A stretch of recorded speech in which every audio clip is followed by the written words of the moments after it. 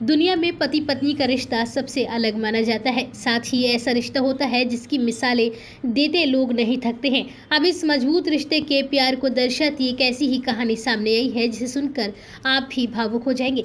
जी हाँ, हम आपको एक ऐसे शख्स के बारे में बताने जा रहे हैं जिसने पत्नी की मौत के बाद भी उसका साथ नहीं छोड़ा और करीब 21 साल तक वो पत्नी के शव के साथ एक कमरे में रहा।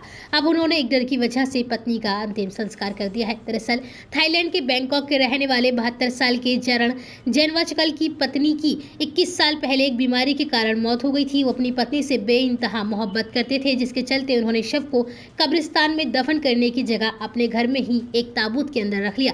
चरण कभी अपनी पत्नी के शव के साथ बातें करते तो कभी उसके पास जाकर ही सो जाते।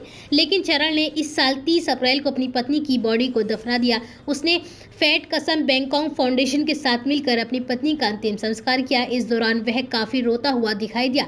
चरण ने अपनी पत्नी को बैंकहैंड डिस्ट्रिक्ट में दफनाया। अपनी पत्नी की बॉडी से बात करते हुए चरण उसे जल्द लौट कर ले आने का वादा करते हुए भी नजर आई। अपनी पत्नी के शव के साथ 21 साल रहने वाले इस पति को ऐसे रोते देख लोग हैरान थे। चरण अपनी पत्नी की बॉडी के साथ बातें करता था और उसके साथ इस तरह से रहता था जैसे कि वो जिंदा हो। चरण के 2 बेटे हैं, लेकिन जब वह अपने पिता को मां की मौत के सदमे से बाहर नहीं निकाल पाए तो वह अपने पिता को छोड़कर चले गए। अंतिम विदाई के दौरान चरण की रोने बिलखने की वीडियो सोशल मीडिया पर वायरल हुई है। आपको बता दें, पत्नी की मौत के बाद चरण के दोनों बेटे उन्हें अकेला छोड़कर चले गए थे, लेकिन इस बात से चरण को कोई खास फर्क नहीं पड़ा।